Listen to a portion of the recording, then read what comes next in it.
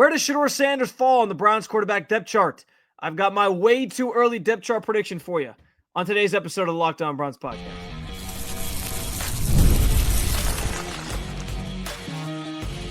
You are Locked On Browns, your daily Cleveland Browns podcast. Part of the Locked On Podcast Network, your team every day. What's up, Dog Pound? I'm Spencer German, your host of the Locked On Browns podcast, and proudly covering your Cleveland Browns each and every single day in the land and on the road. We are predicting today the Browns quarterback depth chart. It's a little too early for it, but it's always some fun to sort out where we think this thing's going to fall leading up to training camp. So we'll do that. The most impactful Browns rookie will be, I have an interesting answer for you, and get ready for a lot of 12 personnel in 2025. I do want to thank you for being an everydayer with the Locked On Browns podcast, making us your first listen every single day. Remember, you can find Cleveland Browns content with Locked On Browns every week, Monday through Friday, guaranteed, with bonus content some days and on some weekends as well. It's totally free to you. Just hit that subscribe button wherever it is that you listen to your podcast. And, of course, the Locked On Browns YouTube channel. You can also get involved in the show by sharing your thoughts on anything we discussed today in the comment section. This is your team, so be part of the conversation every single day. And I do have a way too early prediction of the Browns quarterback depth chart. Rookie minicamp is coming up later this week, so the offseason programs starts getting a little bit more revved up. There's actually some stuff going on outside on the field in these coming days, so that'll be enjoyable to sort of report back to you on. But as we do set the stage for rookie minicamp and what's to sort of transpire from here, I do think that it's worth at least sort of projecting out right now what the Browns depth chart at quarterback is going to look like. And surprisingly to some people, I actually do think Kenny Pickett might be the leader in the clubhouse right now. I know that might surprise some people, especially because Joe Flacco's kind of waiting in the wings right now as the guy who ran this offense so effectively in 2023 for that 5-game stretch, helped the Browns get to the playoffs. But I think about the way that the Browns have talked about Kenny Pickett since they traded for him. The fact that they did trade for him. He was the first quarterback that they really made a move for this offseason. Like when the market opened up and they had all these options on the table, they did host Russell Wilson, but they before they even had that meeting with Russell Wilson, they made a trade for Kenny Pickett by sending Dorian Thompson-Robinson and a 5th-round pick. And the fact that they gave up a pick for him to acquire his services is also feels somewhat telling as well. So I do think that there is some legitimate smoke around the idea that Pickett could actually be the guy frontlining this group right now and be the guy that they view as, hey, he's going to get the first reps and kind of be out here getting a chance to start with the first team and see what he can do. And I do think Flacco's next in line behind him, for what it's worth, to just kind of continue the conversation here. But it's not that I think like anyone. I don't think they're going to split a lot of the reps, and I think it's going to be between those two, at least early on in the offseason, early on in training camp and whatnot, to take the majority of first team reps and see what they can kind of do with it. And they'll both be rotated in plenty as they have this open competition for the starting job. So yes, I think that's very true. I just wonder if Pickett actually is the leader in the clubhouse, and because of the way they've talked about him, because of what they did to acquire him, I get the sense that they feel very strongly about him, where I'm going to sort of put him as the top guy on this depth chart sitting here today in our way too early depth chart projection, with Flacco sort of behind him as the elder statesman who obviously knows the offense and knows what it takes to run this thing. And there is a good chance that by the end of the offseason, this thing ends with Flacco actually being the starter and Pickett being the backup or being the odd man out, as they have to get rid of one of these quarterbacks at some point. And so I think those are clearly your top two.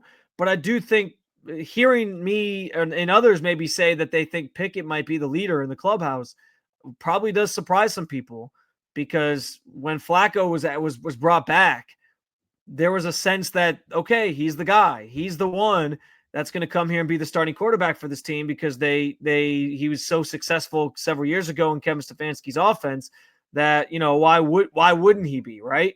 But I think Pickett actually has the inside track right now to get sort of the first look and have a shot at trying to earn that job.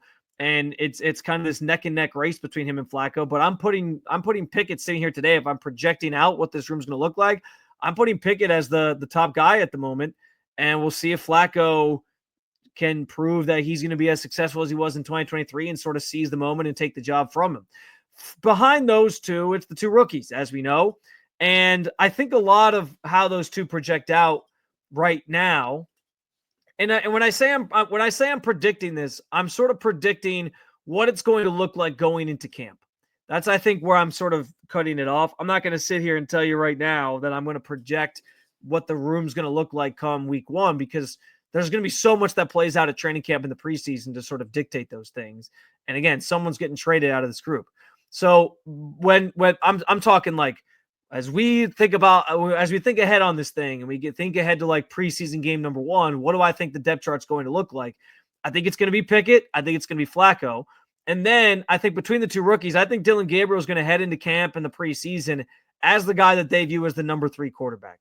And that could change massively if Shedeur is like balling out in the preseason and they feel like it's undeniable that they have to put him ahead of Dylan Gabriel. But think about where they took Dylan Gabriel. Using a third round pick on him, they are expecting him to be be a quarterback for them that contributes in some capacity. Maybe they view him as like a long-term backup potentially. Like there's a lot of different directions this could go. But if you're using a top 100 pick on a quarterback, you see some version of a future where they're contributing to your football team. And so I think they're going to set this up for him to take some reps. I'm not saying he's going to be like with the ones all the time. That's going to be more reserved for Pickett and Flacco. But I do think he will enter camp in the preseason as the third guy on that list. And then you'll get Shedeur Sanders coming in sort of in that fourth spot with a chance to really earn his stripes and earn his way up the depth chart if he plays well and is able to shine in training camp in the preseason. I guess for the sake of if we're having fun with it, if I'm projecting out what this room's going to look like week one, I do think it ultimately ends up being one of Pickett or Flacco as the starter. And I don't want to say for sure who I think is going to get traded, but actually I will because I've done this already. To me, this feels like it could be Flacco is the one who Andrew Berry ultimately tries to shop at the end of training camp to see if he can get a draft pick back, because he's the veteran of the group. He's the guy that's been there. He's the guy that maybe teams would be more inclined to add and bring in as in an emergency situation if they need a quarterback. And then I think from there, it then looks like Gabriel and Sanders. I keep Sanders in the third spot just because this staff, on top of using a third-round pick on Dylan Gabriel, this staff loved Dylan Gabriel. You could tell by the way Kevin Stefanski talked about him. You could tell by the way that they talked about how their meetings went with him. They are going to give him chances and opportunities to succeed. And so because of that context, I just think like he's going to be sort of first up in the order, especially if they keep the two rookies as the backups to whichever one of those top guys kind of earns it. But sitting here today, as I think about training camp and what this room is going to look like, I think it's going to be Pickett. I think it's going to be Flacco. I think it's going to be Gabriel, and I think it's going to be Sanders. And then the fun really begins come training camp time. And I think this ultimately ends with both rookies in the backup spots and one of Pickett or Flacco being the odd man out. And I honestly wouldn't be surprised if it ended up being Kenny Pickett, because I think there's, again, thinking about what they gave up for him, how they've talked about him, they seem to think, and the fact that he was the first quarterback they went and got, they seem to think there's something there and that they can, he can run Kevin Stefanski's offense effectively. So I wouldn't be surprised if this ends with Kenny Pickett as the starter with the two rookies backing him up by the time we get to week one in early to mid-September. So with that said, speaking of the rookie class and the rookie quarterbacks, obviously either of those guys has a chance to be super impactful to the Browns if they were to earn the starting job. Same can be said about Mason Graham, who's going to have an immediate impact for the Browns on defense. But I think a different player is actually going to be the Browns' most impactful rookie in 2025. Find out who coming up next on the Locked On Browns podcast. The NBA playoffs are in full swing, and every night delivers highlight-worthy performances. Major momentum shifts and can't-miss moments. Whether it's a game-winning shot or a breakout player, there's never been a better time to get in on the action. And FanDuel makes it easy to stay in the game before tip-off or once the game goes live with player props, performance trends, and same-game parlays. For fans have more options than ever to play smart and win big. If you need to get a read on who's heating up, Why not back a same game parlay? And FanDuel also lets you package together your live in-game props into a same game parlay to win big. I've been doing it this postseason already, especially with the Cleveland Cavaliers. So we're in a little bit of a hole here against the Indiana Pacers, but that is setting up to be a potentially lengthy series, and there'll be plenty of opportunities for me to win some money and for you to win some money. If you're new to FanDuel, it's a perfect time to sign up. Head to FanDuel.com, place your first $5 bet, and if it wins, you'll get $200 in bonus bets. Make every moment more with FanDuel, official sports betting partner of the NBA. So no disrespect to Mason Graham, who I think is going to be a tremendous player up front for the Cleveland Browns, because he is going to start instantly. He is going to be in the trenches wreaking havoc, especially with Myles Garrett getting so much attention on the outside, on the edge. He's going to have a chance to feast, I think. And so, yes, he is going to be massively impactful, but this defense already has impactful players on it. With Garrett, who is obviously the team's MVP, probably the face of the team at this point, with Nick Chubb likely not coming back. Denzel Ward's obviously back there in the secondary. Like, there's a lot of faces on that defense that are making plays consistently for this Browns team. And Graham is going to add to that, but I don't know if by the end of the season I'm going to be looking back and be like, oh, he was the most impactful rookie. And the reason I feel that way is because this offense last year was an absolute disaster. And there's something to be said about, like, hey, if they just get like moderate offensive consistency this year, they can win, 7 to 8 games maybe. And I think there's some truth in that for sure. They're going back to Stefanski's offense. We know this. And what are the strengths of Stefanski's offense? They like using tight ends, which we will talk about coming up. They also run the football effectively. That was always a staple of those early years with Stefanski here in Cleveland. They could run the football really well with Nick Chubb and Kareem Hunt, and it was the sort of bread and butter of what they wanted to do to get the offense sort of functioning and flowing properly. So with all that said, I believe that Quinshon Judkins is going to be the most impactful rookie this season. And I know what you're saying. You're going to get on me and say, Spencer, you just have this love affair with Quinshon Judkins. Of course, you feel like he's going to be the most impactful rookie. But what I will tell you is I feel this way because I think that he is going to be set up for success in Stefanski's offense to really establish the run game, and they're getting back to the basics with going back to the purest form of Stefanski's system. No more of this, like, let's try to build an offense for Deshaun Watson that suits his strengths. It's just purely, let's line up, let's play football, let's dominate the trenches and try to run the ball, which is something that this offensive line generally, I think, can succeed at, and generally will. They've had success in that regard in previously. And when you hear guys like Jack Conklin and Joe Bitonio talk about like losing their identity, that's what they're referring to, is the idea that like this group thrived in run blocking, creating lanes for running backs like Nick Chubb to run through. And they got away from that the last couple of years, and it didn't really suit their strengths and what they were trying to do as an offense. So getting back to that, I think, is going to create an opportunity for Quinshon Judkins to really feast, especially understanding that the quarterback situation could be volatile again. Like, there's no telling what type of play you're going to get from a Joe Flacco. Yes, there's some good in there, but there's also some bad moments from Flacco, the pick sixes, the interceptions, like that's all going to be part of it as well. I think they do want to get back to the basics of being able to establish the run and use that as kind of the primary strength of this team on that side of the ball. And so understanding that, because of that, I am comfortable I just believe that Judkins is going to be so important to the success of this offense and what they're trying to do. So while Mason Graham and others are going to be making plays on defense, I think it's going to be Quinshon contributing the most offensively in terms of scoring, putting points on the board, contributing to lengthy drives up and down the field for the Browns offense, which is something that they lacked last year. It's going to really start with him as a player and that running back group as a whole, because I think that's what they want to get back to doing, and then throwing off of that and having the play action at their disposal off of that. So to me, the answer is Quinshon Judkins, and I promise you it's not just because I love the player and I'm an Ohio State guy. I just think he like they have signaled to you with the way they've built this offense right now, that the run game is going to be massively important again. That's why they took 2 running backs in the draft, right? And so between him and Dylan Sampson sort of sharing the workload there, I still think Quinshon's going to be the feature guy, and I'm excited to see what he does. But to me, his chance to make this offense be at least, again, they're coming from the bar is low. They were so bad last year. The bar is so low.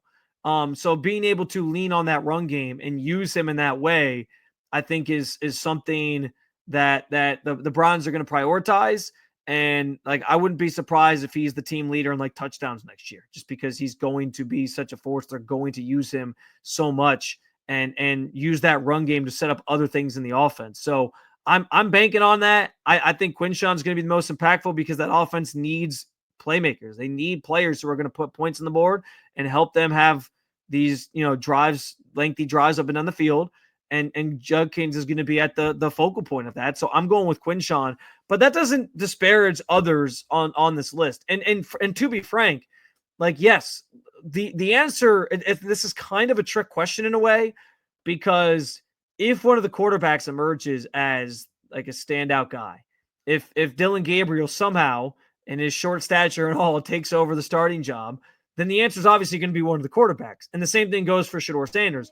My feeling is that neither of those guys is going to play until later in the season. And so because of that, I can't sit here and like assume that either of them is going to be more impactful, because I think the season is going to start with Kenny Pickett or start with Joe Flacco.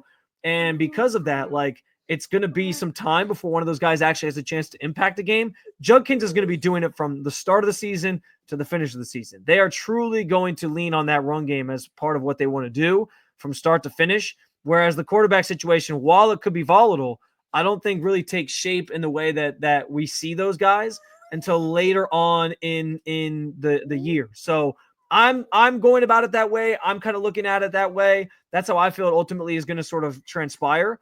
So yes, like if something stunning happens and Shedeur Sanders is just so good during training camp in the preseason that he can't be denied the starting job when the season begins week 1, then yeah, maybe something changes. Same thing with Dylan Gabriel in that sense.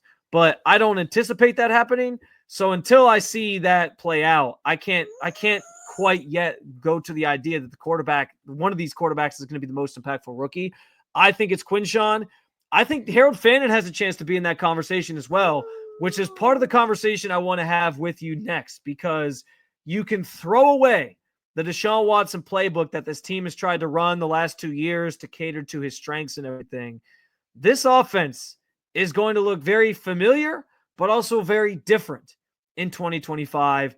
I will explain why coming up next on the Locked On Browns podcast.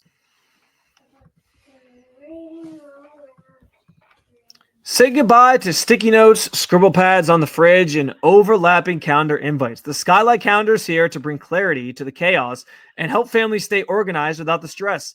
This sleek digital display syncs your existing calendars, Google, Apple, Outlook, and more, making it simple to track appointments, practices, dinners, and reminders all in one easy-to-see place. If I had $1 for every time that I forgot about something that was on our schedule, I could retire from podcasting. It happens all the time and leads to plenty of frustrations from my wife when I look at her like she has 3 heads because I forgot about some evening event that we had going on, and then I got to scramble to get myself ready. The Skylight Calendar has turned my forgetfulness into punctuality on my part, and man, has it made life more enjoyable in our household. Right now, Skylight is offering our listeners $30 off their 15-inch calendars by going to skylight.com/NFL. Go to skylight.com/NFL for $30 off your 15-inch calendar. That's skylightccal.com/NFL.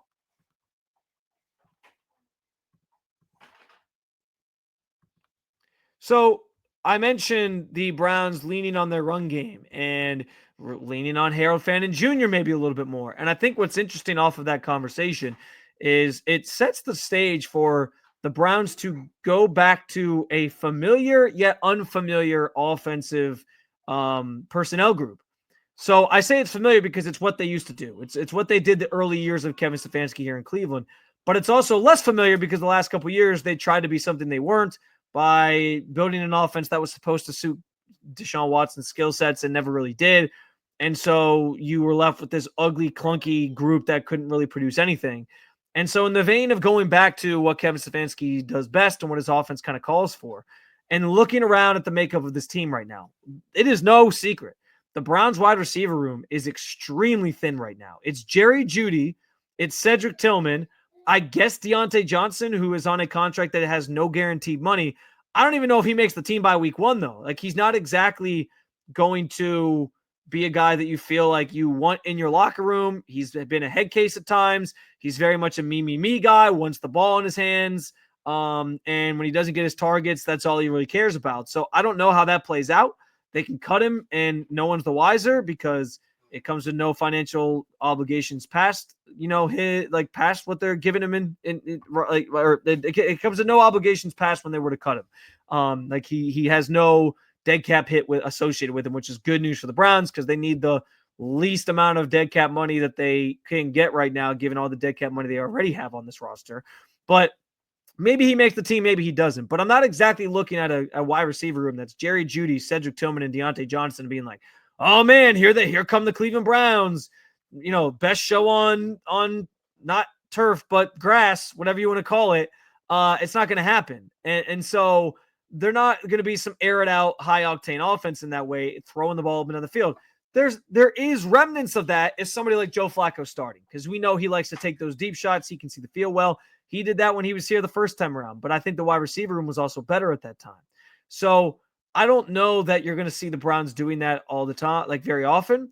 And so I expect the Browns to go back to running a lot of 12 personnel or 2 tight end sets is maybe the better way to explain to some people. Like, they're going to have 2 wide receivers, 2 tight ends, because their wide receiver room doesn't exactly inspire a lot of confidence. So it's use less of them, use more of the tight ends. And that's exactly why I feel like drafting Harold Fannin and passing on a wide receiver, I feel like that's what that told us.